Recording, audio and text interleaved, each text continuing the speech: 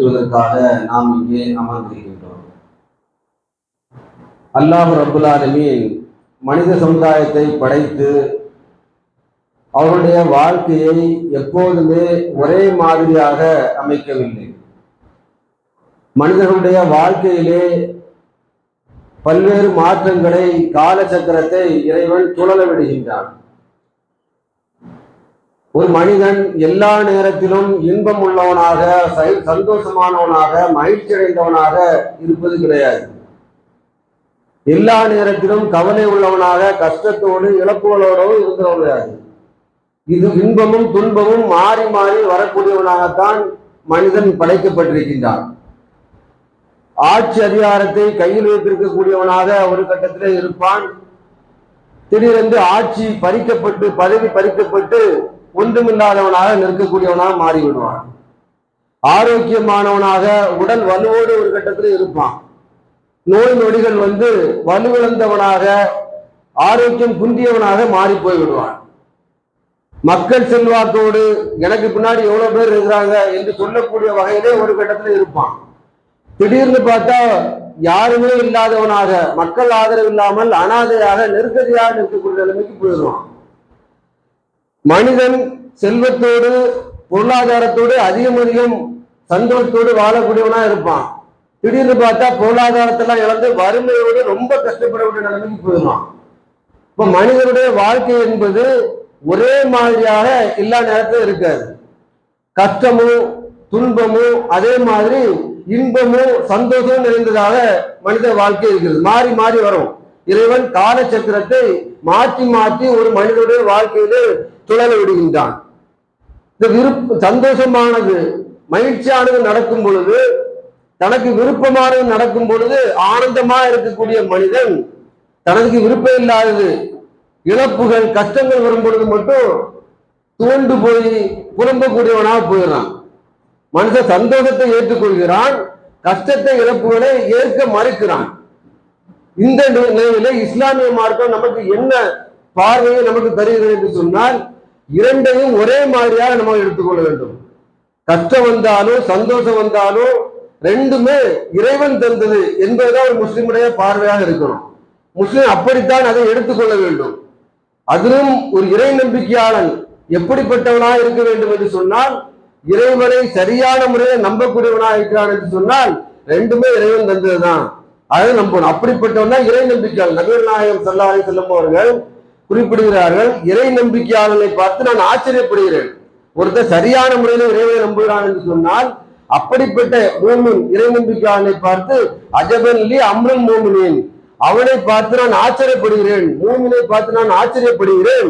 ஏன் என்று சொன்னால், இன் அசாபத்து சர்ராகு சக்கரன், அவனுக்கு ஒரு இன்பமான மகிழ்ச்சியான நிகழ்வு நடந்துவிட்டது என்று சொன்னால் அவன் இறைவனுக்கு சுக்குரு செய்கிறான். சக்கரன் சுக்குரு செய்கிறான், இறைவனுக்கு நன்றி செலுத்துகிறான்.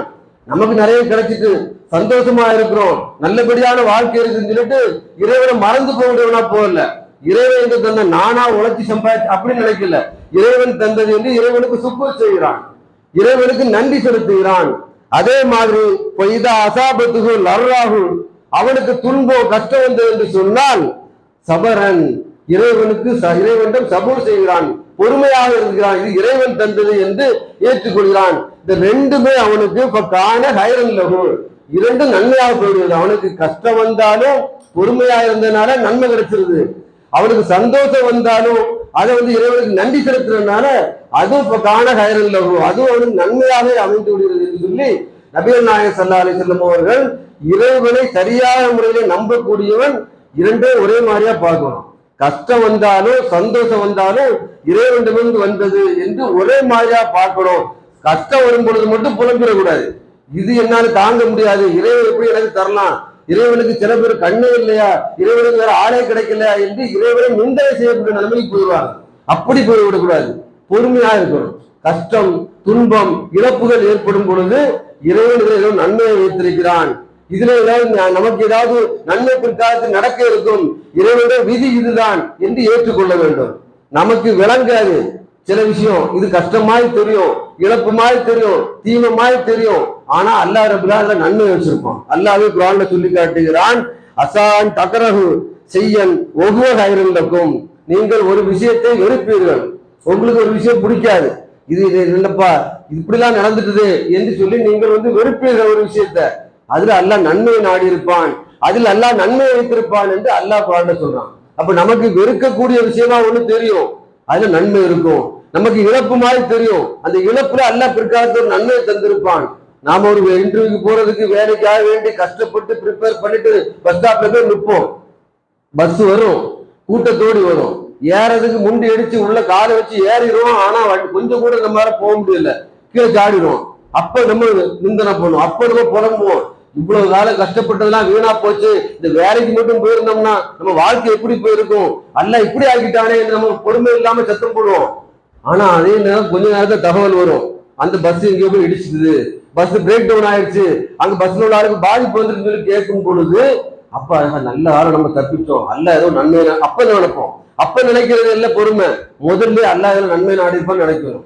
முடிஞ்ச பிறகு நினைக்கிறது கிடையாது, முடிஞ்ச பிறகு இது நடந்ததுக்கு அப்புறம் இது அல்லாவுடைய நாட்டு நினைக்கிறது பொறுமை கிடையாது, முதல்ல இது அல்லாவுடைய நாட்டம் நினைக்கணும். அப்ப அல்லாஹ் நமக்கு ஒரு விஷயம் வெறுப்பாக தெரியக்கூடிய விஷயத்துல நமக்கு நன்மை நாடி இருப்பான் என்று இஸ்லாம் நமக்கு அறிவுரை. இது ஒரு சைக்காலஜியா உளவியல் ரீதியான ஒரு அறிவுரை தத்துவம், மருத்துவ ரீதியான ஒரு தத்துவம். ஒருத்தன் கஷ்டம் கவலை இழப்புகள்ல இருக்கும் பொழுது கூட கொஞ்சம் அவனை ஏதாவது சொல்லி கஷ்டப்படுத்திடக்கூடாது, இதுல நன்மை இருக்கு என்று சொல்லி அவனை ஒரு ஆசுவாசப்படுத்தும் பொழுது அவன் தெளிவான மனநிலைக்கு வந்துடுவான், ஆறுதல் அடைஞ்சிருவான்.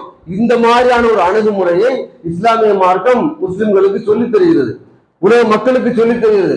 அப்ப நமக்கு கஷ்டம் வரும் பொழுது, இழப்புகள் ஏற்படும் பொழுது இது அல்லாஹ் நமக்கு ஏற்படுத்தியது, அல்லாஹ்வுடைய விதி இது, அல்லாஹ் ஏதாவது நன்மையை நாடி இருப்பான் என்று நம்ம நினைத்துக் கொள்ள வேண்டும். பாதிப்புகள் ஏற்படும் பொழுது ஒரு முஸ்லிமுடைய எண்ணம் இப்படிதான் இருக்கணும். இன்னும் இஸ்லாம் நம்மை ஆசுவாசப்படுத்துறதுக்கு என்ன மாதிரியான ஒரு தகவலை சொல்லிட்டு நபி ஸல்லல்லாஹு அலைஹி சொல்கிறார்கள், மாலி அப்தி மூமினி இந்தி ஜஸாஹு, ஒரு மூமினுக்கு ஒரு இறை நம்பிக்கையாளனுக்கு இதை தவிர வேற இல்லை. என்ன இதா கபல்து சஃபியஹு துன்யா, இந்த உலகத்துல அவனுக்கு ஒரு விரும்பக்கூடிய ஒன்றை இறைவன் பறிச்சிடலாம், உலகத்துல அவன் விரும்பக்கூடிய ஆசைப்படக்கூடிய ஒன்றை இறைவன் பறித்து விடுகிறான். சும்மஸ்தபாஹு, அந்த நேரத்துல அவன் பொறுமை காத்தான் என்று சொன்னால் இல்லல் ஜன்னா, அவனுக்கு சோனத்தை தவிர வேறு கிடையாது. நம்ம இந்த உலகத்துல ஒண்ணுக்கு மேல நல்ல ஆசை வச்சிருக்கிறோம், நல்ல விருப்பம் வச்சோம். பெரும்பாலும் நம்ம அதிக விருப்பப்படுறது உறவுகள் மேலதான், அதிலும் ரத்த பந்த உறவுகள், தாய் தந்தை பிள்ளை அண்ணன் தம்பி சொந்த பந்த அந்த மனைவி மக்கள், இதுலதான் நம்ம அதிக ஆசை வைப்போம், அதிக விருப்பம் வைப்போம், அதிக பாசம் வைப்போம். இந்த மாதிரியான ஒன்றை நேசிக்கக்கூடிய அதிக விருப்பம் வைக்கக்கூடிய ஒன்றை நம்ம இழந்துடுறோம். அந்த நேரத்துல நம்ம பொறுமை காத்தோம் என்று சொன்னால் அல்லாஹ் அதற்கு சொர்க்கத்தை தவிர வேற ஒண்ணும் தரமாட்டான் என்று சொல்லி நபி ஸல்லல்லாஹு அலைஹி சொல்றார்கள். நம்முடைய தாய் இறந்துட்டாங்க, தந்தை இறந்துட்டாங்க, பெற்ற பிள்ளை ஏதாவது பறி கொடுத்துடுறோம், அந்த நேரத்துல நம்ம அழுது புலம்பி இறைவன் நிந்திச்சிடக்கூடாது, அதை ஏற்றுக்கொள்ளாமல் இது எப்படி நடக்கலாம் என்று நம்ம நினைத்து விடக்கூடாது. அந்த நேரத்தில் நாம பொறுமை காத்தோம் என்று சொன்னால் நமக்கு கிடைக்கக்கூடிய வெகுமதி என்னவென்று சொன்னால் அது சொர்க்கம், அதை தவிர வேற கிடையாது என்று ரசூலுல்லாஹ் அழுத்தம் திருத்தமாக இழப்பின் போது ஒரு முஸ்லிம் எப்படி இருக்க வேண்டும் என்று சொல்லி நமக்கு வழிகாட்டுறாங்க. இது வெறுமனே அறிவுரையா சொல்றதோடு மட்டும் ஒரு சம்பவத்திலே அதை இதே தகவலை ரசூலுல்லாஹ் சொல்றாங்க. நபி ஸல்லல்லாஹு அலைஹி வஸல்லம் அவர்கள் பள்ளிவாசல்ல தோழர்களோட அடிக்கடி உட்கார்ந்து உரையாடுவார்கள், அவர்களுக்கு மார்க்கத்தை கற்றுக் கொடுப்பார், குர்ஆனுடைய விளக்க உரையை சொல்லுவாங்க, பயான் செய்வாங்க, நிறைய ஒழுக்க சம்பந்தமான வழிகாட்டுதலை கொடுப்பாங்க. இந்த மாதிரியான மக்கள் மத்தியில் அவங்களுடைய சபையில மக்களை உட்கார வச்சு தோழர்களை உட்கார வச்சு அவங்கள்ட்ட அறிவுரை சொல்றாங்க. இந்த சபைக்கு ஒரு மனிதர் தன்னுடைய மகனை அழைத்து கொண்டு அடிக்கடி வருவார். ஒரு மனிதர் நபிகள் நாயகமுடைய சபைக்கு அடிக்கடி உட்கார்ந்து ரசூலுல்லாஹ்வுடைய அறிவுரைகளை பயான கேட்கறதுக்கு அமர்வார். திடீர்னு கொஞ்ச நாளா பார்த்தா அந்த மனிதரை காணல. நபி ஸல்லல்லாஹு அலைஹி வஸல்லம் அவர்கள் ஒரு இன்னைக்கு உள்ள பேச்சாளர்கள் மாதிரி முன்னாடி யார் இருக்கான்னு கூட தெரியாத அளவுக்கு பேசிக்கிட்டு ஒரு 10 நாள் கழிச்சு நான் தான் முன்னாடி கேட்டேன்னு சொன்னா கூட மறந்து போகக்கூடிய ஆளு ரசூலுல்லாஹ் கிடையாது. ரசூலுல்லாஹ் முன்னாடி யார் யார் இருக்காங்கிறத அப்படி கவனிக்கக்கூடியவரா துல்லியமா வாட்ச் பண்ணக்கூடியவங்களாக ரசூலுல்லாஹ் இருந்திருக்கிறாங்க. ஒருத்தர் மிஸ் ஆனா கூட அவர் ஏன் வரல, எதுக்கு வரல, அவர் எந்த ஊர் என்னன்னு விசாரிக்கக்கூடியவர்களாக நபி ஸல்லல்லாஹு அலைஹி வஸல்லம் இருந்திருக்கிறாங்க. அந்த அடிப்படையில் ரசூலுல்லாஹ் இவரை காணலன்னு சொன்ன உடனே ரசூலுல்லாஹ் அந்த மனிதர் எங்கன்னு கேட்கிறாங்க. கேட்ட உடனே அந்த மக்கள் சொல்றாங்க, இன்னஹு கதுமாத், அந்த மனிதனுடைய மகன் இறந்து போனார். அந்த மனிதன் மகன் மேல அதிக பாசம் வச்சிருந்தாரு, அந்த பாசம் வச்சிருந்த அந்த மகன் இறந்து போனாரு, மௌத்தாயிட்டாரு. மௌத்தானதுனால அந்த கவலையில அந்த வெறுப்புல அவரு வீட்டிலேயே உட்கார்ந்து இருக்கிறாரு, வெளியே வரல. அதனாலதான் சபைக்கு வராம பயான் கேட்க வராம இருக்கிறாரு போல அப்படின்னு சொல்லி மக்கள் சொல்றாங்க. ரசூலுல்லாவுக்கே தெரியும் அந்த மனிதர் அவருடைய மகன் மேல அதிக பாசம் வச்சிருக்கிறார் என்பது ரசூலுல்லாவே கேட்டுக்கிறாங்க. அது துகிப்புகு, இவர் இந்த பையன் மேல நீங்க அவ்வளவு பாசம் வச்சிருக்கிறீங்களா அப்படி ரசூலுல்லா கேட்டுக்கிறாங்க. அப்படி கேட்கும் போதெல்லாம் அந்த மனிதர் சொல்லியிருக்கிறாரு, நீங்க எப்படி அல்லாஹ் மேல நேசம் வச்சிருக்கிறீங்களோ, அல்லாஹ் உங்க மேல எவ்வளவு நேசம் வச்சிருக்கிறானோ, நான் உங்க மேல எவ்வளவு நேசம் வச்சிருக்கிறோனோ அதே அளவுக்கு என் பையன் மேல நான் அதிக பாசம் வச்சிருக்கிறேன், நேசம் வச்சிருக்கிறேன், அவனை பிரிஞ்ச மேல இருக்க முடியாத அளவுக்கு நேசம் வச்சிருக்கிறேன்னு சொல்லி அந்த மனிதன் பல தடவை சொல்லிருக்கிற ரசூலாட்ட, அதுக்கு முன்பாகவே சொல்லியிருக்கிறார். அந்த அடிப்படையில ரசூலுல்லாஹ்க்கு தெரியும் இந்த மனிதர் தன்னுடைய மகனை இழந்தா எப்படி துடிச்சு போவாரு, எவ்வளவு கவலைப்படுவாரு என்பது ரசூலுல்லாஹ் தெரிந்திருக்கும். தெரிந்த அடிப்படையில் அந்த மனிதரை சந்திக்கிறாங்க ரசூலுல்லாஹ். அவரை சந்திச்சு அவர்கிட்ட ரசூல் ஸல்லல்லாஹு அலைஹி வஸல்லம் ஆறுதல் படுத்துறாங்க. கவலைப்படாதீங்க, மகனை இழந்ததை பத்தி கவலைப்படாதீங்க. இந்த இழப்பு உங்களுக்கு இந்த உலகத்துல உங்களுக்கு கஷ்டமா தெரியும், கவலையா தெரியும், உங்களுக்கு வேதனையா தெரியும். ஆனால் இதுல கிடைக்கக்கூடிய நன்மை என்ன தெரியுமா? அபுவாபில் ஜன்னத்தி கது வஜத்தகு என் தெளிவு. சுவனத்திற்கு நீங்கள் செல்லும் பொழுது எந்த வாசல் வழியாக நீங்க போனாலும் அங்க உங்க முன்னாடி உங்க பையன் வெயிட் பண்ணிட்டு இருப்பாரு. உங்களுக்கு முன்னாடியே சொர்க்கத்துக்கு போயிடுவாரு. அங்க உங்களுக்காக உங்களை வரவேற்பதற்காக சொர்க்கத்தின் எந்த வாசல்ல நீங்க போனாலும் காத்திருப்பார். அப்படிப்பட்ட ஒரு பெரிய பாக்கியம் உங்களுக்கு அல்லாஹ் தரப்போறான் அப்படின்னு சொல்லி அந்த மனிதரை ரசூல் ஸல்லல்லாஹு அலைஹி வஸல்லம் அவர்கள் ஆசுவாசப்படுத்துறாங்க. அப்ப நம்முடைய பையன் இறந்து விட்டான் என்று சொல்லி அந்த மனிதர் கவலையில வேதனையில அவரு வேற ஏதாவது விபரீதமான முடிவு எடுத்து விடக் கூடாது என்று ரசூல் ஸல்லல்லாஹு அலைஹி வஸல்லம் அவர்கள் அவருக்கு அழகான முறையில இந்த செய்தியை எடுத்து வைக்காங்க. இந்த நற்செய்தியை சொல்றாங்க. இது இழப்பா தெரியும், உங்களுக்கு இழப்பா தெரியும், மறுமையில உங்களுக்கு பெரிய பாக்கியம், கவலைப்படாதீர்கள் என்று சொல்லி அந்த மனிதருக்கு ரசூல் ஸல்லல்லாஹு அலைஹி வஸல்லம் அவர்கள் அந்த தகவலை சொல்றாங்க. இந்த நற்செய்தியை கேட்ட உடனே சுத்தி இருந்த சஹாபாக்களுக்கு எல்லாம் ஆர்வம் வந்துடுது. மனிதருக்கு மட்டும்தான் கிடைக்குமா சொர்க்கம்? நமக்கு ஏதாவது பிள்ளை இறந்து போனா, ஏதாவது இழப்புகள் வந்துருந்தா, நம்ம தாய் தந்தரை பறி கொடுத்தா நமக்கு இந்த மாதிரியான ஒரு பாக்கியம் கிடைக்குமா என்று ரசூலுல்லாஹ்ட்ட கேட்கறதுக்கு ஆசைப்பட்டு அம்லி புள்ளினா அந்த மக்கள் கேட்கிறாங்க.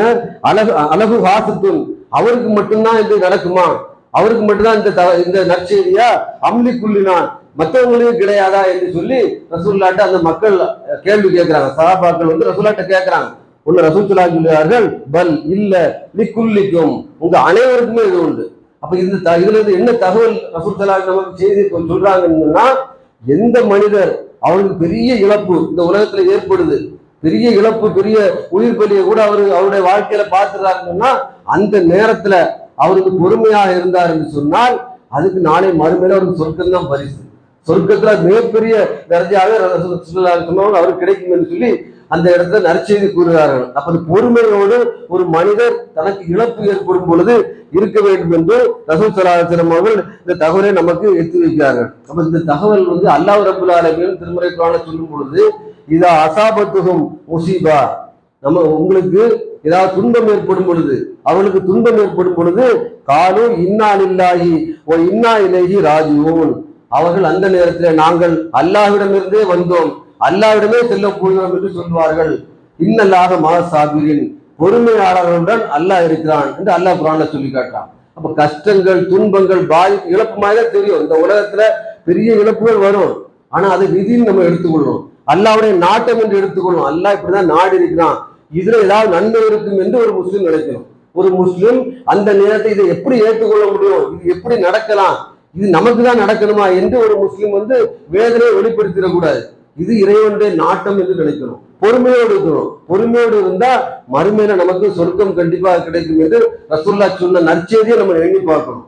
நற்செய்தியோடு ரசூல் ஸல்லல்லாஹு அலைஹி வஸல்லம் அவர்கள் இந்த பொறுமையா இருப்பதற்கு, இந்த இழப்புகள் ஏற்படும் பொழுது நாம கேட்கறதுக்கு ஒரு துஆவை கற்று தந்திருக்கிறாங்க. அல்லாஹும்ம அஜிர்னி ஃபீ முஸீபத்தி ஃபஅலிஃப்னி கைருன் மின்ஹா. அந்த இழப்பு ஏற்படும் பொழுது நீ என்ன துஆ கேட்க வேண்டும் என்று சொன்னால், இறைவா எனக்கு இந்த இழப்பை தந்துட்ட, இந்த துன்பத்தை தந்துட்ட, கஷ்டத்தை தந்துட்ட, இதுக்கு எனக்கு ஒரு கூலியதா, இந்த துன்பத்துக்காக வேண்டி எனக்கு நன்மையதா, எனக்கு கூலியதா என்று பிரார்த்தனை செய்யணும். அது மட்டும் இல்ல, இந்த துன்பத்திற்கு பகரமாக ஒரு சிறந்ததை எனக்கு தா என்று நம்ம பிரார்த்தனை பண்ணணும். இந்த துஆவை நம்ம ஒருத்தரும் துன்பம் ஏற்படும் பொழுது இறைவனை கேட்கக்கூடியவளா இருக்கணும். இறைவா இந்த துன்பத்திற்கு எனக்கு கூலியதா, இந்த துன்பத்திற்கு பகரமாக, இதற்கு நிகராக இதோட சிறந்ததை எனக்கு தா என்று சொல்லி இறைவனுடைய இந்த துஆவை கேட்க வேண்டும். இந்த நேரத்துல, எந்த நேரத்துல இந்த பாதிப்பு ஏற்படும் பொழுது, இந்த துவா வந்து சில நேரங்கள்ல பலிக்கவும் செய்திருக்கிறது என்று சொல்லி சஹாபாக்களுடைய அனுபவங்கள் மூலமா பார்க்க முடியுது. சஹாபாக்கள் இந்த துவாக்களை பாதிப்பு ஏற்படும் பொழுது ஓதுன காரணத்தினால அவங்களுடைய வாழ்க்கையில இந்த உலகத்திலே அல்லாஹ் வந்து அதற்கு பகரமான நன்மை தந்திருக்கிறான். உம்மு சலமா ரலியல்லாஹு அன்ஹா அவங்களுடைய கணவர் அபு சலமா, கணவர் மேல இவங்களுக்கு பயங்கர பாசம், ரொம்ப பாசம், அதிக நேசம். ஏன்னா அந்த அளவுக்கு அவரும் தன்னுடைய மனைவி மேல வந்து அவ்வளவு பாசம் வச்சிருக்கிறான், மனைவிக்கு தேவையானதை செய்து கொடுத்திருக்கிறான். அதனால அந்த மனைவி வந்து அவருடைய கணவர் மேல ரொம்ப பாசம் வச்சிருக்கிறாங்க, ரொம்ப நேசம் வச்சிருக்கிறாங்க. ஒரு கட்டத்துல அவர் இறந்து போயிடுறாங்க. அந்த அபு சலமா என்கிற அந்த சஹாபி, அந்த மனிதர் வந்து இறந்துட்டார். இறந்த உடனே உம்மு சலமா அவங்களுக்கு ரொம்ப கவலை. ஏன்னா அவ்வளவு பாசம் வச்ச கணவர் இறந்து போனாருன்னா எந்த மனைவியாலும் தாங்கி கொள்ள முடியாது. தன்னுடைய கணவர் இழந்த அந்த துக்கம், கவலை அவங்களால ஒண்ணுச்சு அதை எப்படி ஏற்றுக்கொள்ளன்னு தெரியாம ரசூல் ஸல்லல்லாஹு அலைஹி வஸல்லம் சொன்ன அந்த துவாவை ஓத நினைக்கிறாங்க. ஆனா அந்த துவாவை ஓதும் போது, அந்த துவாவை பிரார்த்தனைக்கு செய்யும் பொழுது அவங்களுக்கு ஒரு சந்தேகம் வருது. நம்முடைய கணவர் மேல அதிக பாசம் வச்சிருக்கிறோம், நம்ம கணவர் நம்ம மேல பாசம் வச்சிருந்தாரு, இதை விட சிறந்த கணவர் நமக்கு கிடைக்குமா அப்படிங்கிற ஒரு இதுல வந்து அவங்க துவாவை ஓதுனாங்களாம்.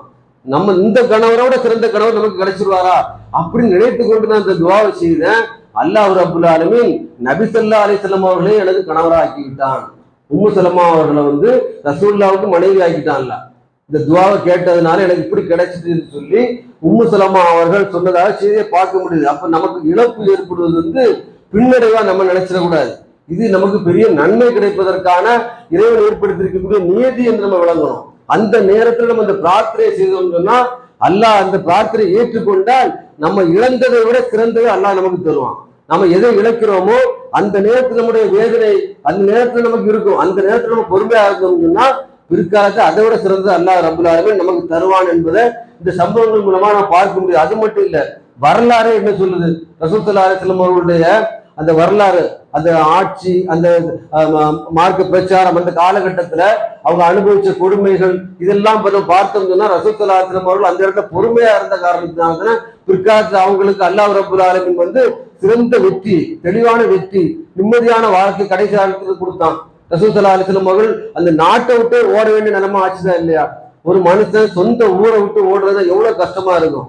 அந்த ஊர்லயே வளர்ந்து ஆளாகி ஊர் மக்களோடு பழகி அத்தனை வருஷமா இருந்து விட்டு ஏதோ ஒரு காரணத்திற்காக, ஏதோ ஒரு மிரட்டலுக்காக, ஏதோ ஒரு பிரச்சனைக்காக அந்த ஊரை விட்டு ஓட வேண்டிய நிலைமை வந்ததுன்னா அவனுக்கு எவ்வளவு வேதனையா இருக்கும். ரசூலுல்லாஹ் அந்த வேதனை அனுபவிச்சாங்க. ஹிஜ்ரத் செய்யறதுக்கு அவங்களோட அல்லாஹ் நாட்டத்தை கொடுக்கும் பொழுது அந்த நேரத்துல அவங்க ரொம்ப கவலைப்பட்டாங்க. இந்த ஊர்ல, இந்த நாட்டுல, அந்த மக்கால இத்தனை வருஷமா இருந்தோம், நம்ம இங்கிருந்து போகணுமா அப்படின்னு அவங்க வேதனையோடு ரசூலுல்லாஹ் அல்லாஹ்ட்ட பிரார்த்தனை பண்றாங்க. யா அல்லாஹ், எனக்கு நான் போகக்கூடிய மதீனா எனக்கு நிம்மதியை தரக்கூடியதா தா, இதை விட சிறந்ததா தா என்று சொல்லி அல்லாஹ்ட்ட பிரார்த்தனை பண்ணாங்க. அந்த அளவுக்கு அவங்க அந்த நேரத்துல அதை கவலைப்பட்டாங்க. ஆனா பொறுமையோடு அல்லாஹ்ட்ட பிரார்த்தனை பண்ணாங்க. அல்லாஹ் ரப்புல் ஆலமீன் மக்காவோட ஒரு ஆட்சி பலத்தை ரசூல் ஸல்லல்லாஹு அலைஹி வஸல்லம் மதீனால கொடுத்தானா இல்லையா? மக்கால சிறுபான்மையா இருந்து கஷ்டப்பட்ட ரசூல் ஸல்லல்லாஹு அலைஹி வஸல்லம் அவர்களுக்கு மதீனால பெரும்பான்மையாக அவங்களால் தலைவராக ஏற்றுக்கொள்ளக்கூடிய ஆயிரக்கணக்கான மக்களை ரசூல் ஸல்லல்லாஹு அலைஹி வஸல்லம் அவர்களுக்கு அல்லாஹ் மதீனால கொடுத்தான். அப்ப இங்க வந்து அவங்க பொறுமையா இருந்த காரணத்தினால அவங்களுக்கு பிற்காலத்துல பெரிய பாக்கியத்தை, பெரிய நன்மையை அல்லாஹ் ரப்புல் ஆலமீன் ஏற்படுத்தி கொடுத்தான். அப்ப அந்த பொறுமையா இருந்த காரணத்தினால ரசூலுல்லாஹ்வுக்கு பாதிப்பு, அந்த நேரத்துல பாதிப்பு, ஆனா பிற்காலத்துல அது நன்மையா முடிஞ்சுது. அதே மாதிரி உலக வரலாற்றுல பெரிய பாதிப்பா ஒரு அரசுக்கு ஏற்படுதுன்னா ஒப்பந்தங்கள்ல சரியா போடாம இருந்தாதான், ஒப்பந்தங்கள்ல பின்னடைவு இருந்ததுன்னா ஒரு அரசாங்கம் பாதிப்பை தான் உண்டாகும். ஆனால் ரசூல் ஸல்லல்லாஹு அலைஹி வஸல்லம் அவர்கள் ஹுதைபியா உடன்படிக்கை, இந்த உடன்படிக்கை அந்த நேரத்துல மக்கால வாழ்ந்த குறைஷிகள் கூட, காஃபிர்கள் கூட போட்டாங்க. அது உலகத்துல உள்ள மக்களாக இருக்கக்கூடிய எல்லாரும் பார்த்தாலும் அது வந்து பாதிப்பான ஒப்பந்தமா தான் இருக்கும். ரசூலுல்லாஹ்வுக்கு எதிராக தான் நடந்திருக்கும். ஆனா அந்த பாதிப்பா இருக்கக்கூடிய அந்த ஒப்பந்தம் பிற்காலத்துல ரசூலுல்லாஹ்வுக்கு ஒரு பெரிய ஒரு வெற்றியை கொடுத்ததா இல்லையா? அல்லாஹ் ரப்புல் ஆலமீனே திருமறை குர்ஆன்ல மக்கா வெற்றியை, தெளிவான வெற்றியை உங்களுக்கு தந்தோம், நிம்மதியான ஒரு வெற்றியை தந்தோம், நீங்கள் உங்களுடைய முன்பின் பாவம் மன்னிக்கப்படுவதற்காக உங்களுக்கு ஆரம்பத்திலே தோல்வி போல தெரிந்தால் பிற்கால வெற்றியை தந்தோம் என்று சொல்லி திருமறை குர்ஆன்ல அல்லாஹ் ஸ்லாயித்து சொல்லக்கூடிய அளவுல மிகப்பெரிய வெற்றியை அல்லாஹ் கொடுத்ததுக்கு முதல் காரணம் என்னன்னா, ஹுதைபியா உடன்படிக்கையில அவங்க பொறுமையா இருந்து அந்த உடன்படிக்கை ஏற்றுக்கொண்டனால தானே. எவ்வளவு டார்ச்சர் பண்ணாங்க அந்த உடன்படிக்கையின் போது. ரசூலுல்லாஹ் அல்லாஹ்வுடைய தூதர்னு எழுதுறதுக்கு கூட ஏற்றுக்கொள்ள மாட்டேன்னு சொன்னாங்க. நாங்க உங்களை தூதர்னு ஏற்றுக்கொள்ள முடியாது, நீங்க முஹம்மது பின் அப்துல்லா தான், பிஸ்மில்லாஹிர் ரஹ்மானிர் ரஹீம் எழுதுறது கூட ஆரம்பிக்க கூடாதுன்னு சொன்னாங்க. பிஸ்மில் அது என்ன ரஹ்மான், அது என்ன ரஹீம், பிஸ்மில்லாக்கு பிஸ்மில்லா அல்லாஹும் அப்படின்னு தான் சொல்லியிருந்தாங்க. வெறும் அல்லாவுக்கு அல்லாவுடைய பேராக எழுதுங்க, ரஹ்மான் ரஹீம்னு போடாதீங்க என்று சொல்லி ஒண்ணா டார்ச்சர் பண்ணாங்க. அது மட்டும் இல்ல, யாராவது ஒருத்தர் முஸ்லிமா மாறி உங்களுக்கு மதீனாவுக்கு வந்தாங்கன்னு சொன்னா உடனே எங்கள்கிட்ட ஒப்படைக்கணும்னு சொல்லி அதே ஒரு சரத்தா போட்டாங்க. போட்ட உடனே ஒரு மனிதர் வர்றாரு, அவரை அழுது அவரு போமாட்டு அடம்பிடிச்ச பிறகு கூட அவரை ஒப்படைச்சாங்க. அப்படியெல்லாம் கஷ்டப்படுத்துற பிறகு கூட ரசூல் ஸல்லல்லாஹு அலைஹி வஸல்லம் அவர்கள் பொறுமையோடு அந்த ஒப்பந்தத்தை நிறைவேற்றினார்கள். உமரே கோவப்பட்டாரு, நீங்க அல்லாஹ்வுடைய தூதரான்னு சொல்லி ரசூலுல்லாஹ் பார்த்து கேட்டாங்க. உமர் ரலியல்லாஹு அன்ஹு, நீங்க எப்படி இதை ஏற்றுக்கொள்ளலாம், நாம சத்தியத்துல தானே இருக்கிறோம், அசத்தியத்துக்கு எப்படி நம்ம பணிஞ்சு போலாம் என்று சொல்லி ரசூலுல்லாஹ்ட்ட கோவப்பட்டாங்க உமர். ரசூலுல்லாஹ்ட்ட கோவப்பட்டு ரசூலுல்லாஹ் சொன்னாங்க, இது அல்லாஹ்வுடைய நாட்டம், அல்லாஹ் சொன்னதான் செய்து சொன்னாங்க. சொன்ன பிறகு கூட அதை ஏற்றுக்கொள்ளாம அபூபக்கர்ட்ட போய் முறையிட்டாங்க. ரசூலுல்லாஹ் என்ன இப்படி சொல்றாங்க, நம்ம சத்தியத்துல இருக்கிறோம், அது அவங்களுக்கு எப்படி நம்ம அசத்தியத்துக்கு அடிபணிஞ்சு போக முடியும் என்று சொல்லி அபூபக்கர்ட்ட போய் முறையிட்டாங்க.